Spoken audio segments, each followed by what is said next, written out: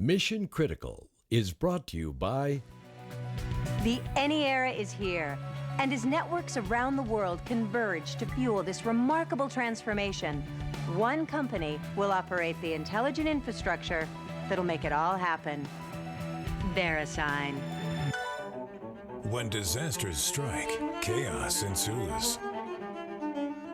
Organize, respond, verify, and control access with CoreStreet.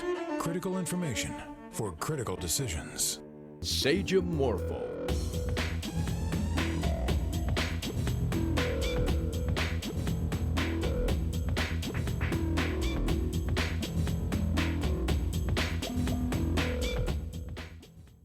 Receipt of threat intelligence in the past 2 weeks has indicated the possibility of imminent attacks. Pittsburgh, Special Agent Phil Smith of the FBI. This intelligence comes from a number of government sources, has been rated to be credible by the FBI. The intelligence relates to terrorist cell groups operating within the U.S. San Antonio, Texas. Intelligence has been received and verified by our federal law enforcement partners of a possible multi-cell terrorist event or attack that is likely to occur within the next 12 to 72 hours here in our San Antonio area. I need you to enter your PIN number, please. Emergency first response personnel arrive at the security entrance of Jacksport, the massive Atlantic shipping facility at Jacksonville, Florida. Similar gatherings of first response managers and personnel are taking place across the nation.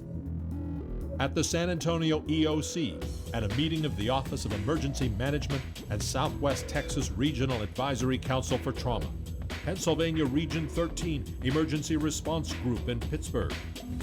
In the National Capital Region, at facilities in Virginia, Maryland, and Washington, D.C., including the Departments of Homeland Security, Defense, State, the CIA, the House of Representatives, Fort Detrick, American Red Cross National Headquarters, and George Washington University.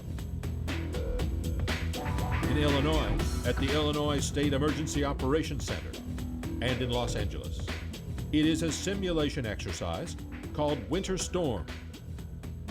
Our challenge is effectively ensuring that we have systems and access control processes in place that allow us to have an understanding of the battle space, if you will, to know who's on board, how long have they been here, where are they located at. So that's the big challenge. We live September 11th here.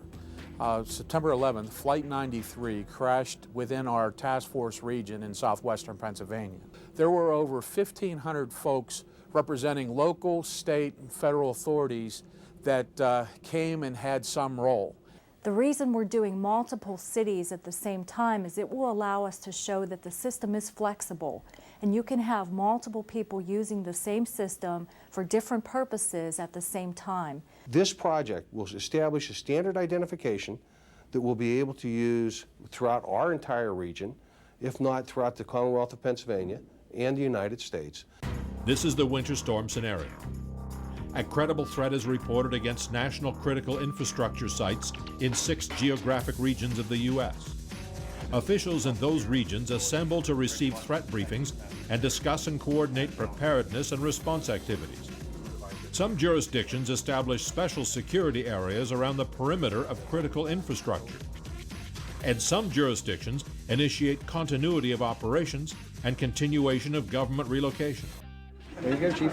Thank you. At the heart of the exercise is evolution and testing of a credential checking system developed by the federal government. It's FRAC, First Responder Authentication Credential.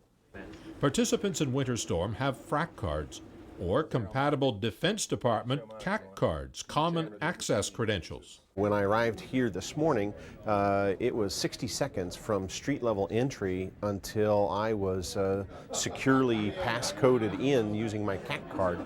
And I was just absolutely astounded that that software in a handheld device existed and that my information would be in there. It's knocked my socks off.